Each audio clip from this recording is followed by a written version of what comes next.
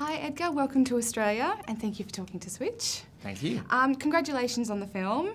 The trilogy, it's done, complete. Yeah, on my 1 hour off in Sydney, I'm going to take a load off and put my feet up. Yeah. Now that I've finished the 3 films. So there's definitely no more? I think with this particular series, we wanted to sort of round it off and make it like a neat little trilogy. Not to say that I wouldn't work with Simon and Nick again, because I would, and maybe we'll do something radically different next time. So where exactly did the idea of the trilogy come from? The idea of making 3 of them didn't really come around until after we'd done Hot Fuzz, the second one. We'd had a running gag of eating cornettos in both films, and one journalist said, oh, since you got cornettos in both films, are you going to do a trilogy based on the 3 different flavours? And I said, yes, it's going to be like the 3 Colours trilogy, Krzysztof Kieslowski. It's going to be the 3 Flavours Cornetto Trilogy, and then that stuck. And then 6 years later, we kind of like finally make good on our promise of doing another film and having some ice cream in it. Are there only 3 flavours of cornettos in No, England? there's more, but that doesn't necessarily, there is. And in Australia, there are different flavours as well. Like, we don't have the raspberry one in the UK. What are the flavours of cornettos in Australia? Oh God, okay, because they change. There's a lot, right? Yeah, and they change, and they've got like limited edition ones and things like exactly. that. So It's I like can't salted keep up. Caramel and popcorn. Yeah, oh no, not quite like that. But they tend to stick more things in them these days, like, I don't know, like a Kit Kat, and there's like layers, and they're all about swirls, and things at the bottom, and things at the top, and things in the middle. And That's not happy it's about all very elaborate for an ice cream cone. So let's just keep it as 3 movies. Okay. Let's forget all the other ones. Okay. So I saw the film the other day and thought it was hilarious. I thought it was great. Just for the people who are going to watch it, if you could sum up in your own words what it's about. Simon Pegg plays a man who desperately wants to be a teenager again. He's no longer the coolest guy at school, and all of his friends are now adults, so he now drags them back to their hometown to recreate this wild night of drinking that they did when they were 19. 5 guys, 12 pubs, 50 pints. 60 pints. Steady on, you alky. And of course, when you go back to your hometown, very bad things happen. So it's just a sort of cautionary tale of why you shouldn't try to recapture former glories.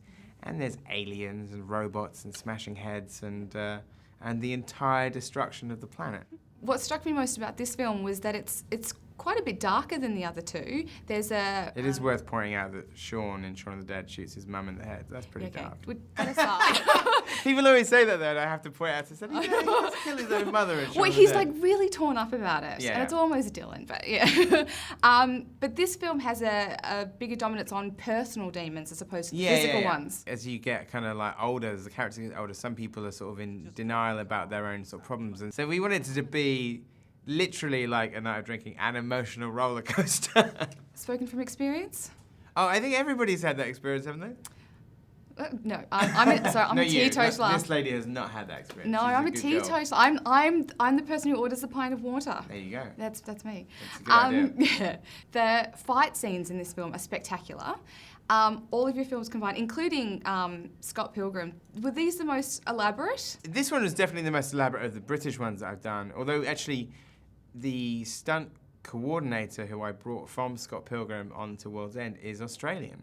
Oh, he is from Melbourne, and I had such a good time working with him on Scott Pilgrim that I brought him to London to work on this.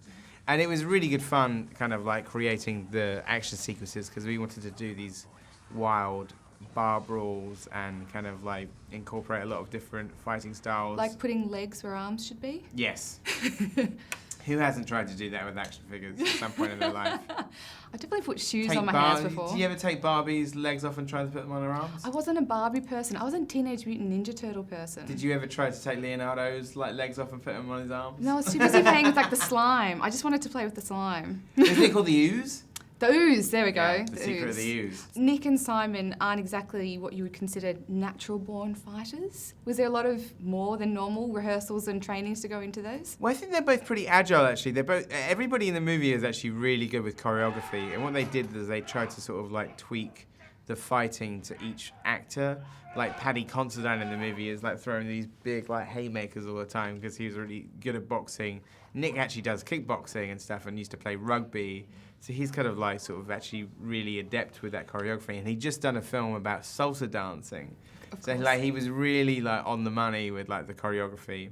And Simon's pretty, I think so ever since Simon's worked with Tom Cruise, I think he's turned into like a gym rat. You just name dropped 4 Simon. It's okay. Like, it's sort of like, you know, I think the thing is when you like appear on screen next to zero body fat Tom Cruise, it's time to get down to the gym. So what's next for you and the boys? Because obviously the trilogy is complete, but you and Simon are writing partners as well. Yeah, I mean, we genuinely like finished the film like a month ago. So like, I started working on this with Simon and we didn't stop until it was done. So we haven't even had time to discuss. Maybe like over drinks in Sydney tonight we'll finally come up with the idea for another one. The World's End hits cinemas on the 1st of August, so check back for our review and remember, like it, follow it, right here at Switch. What do we do? Let's finish our drinks.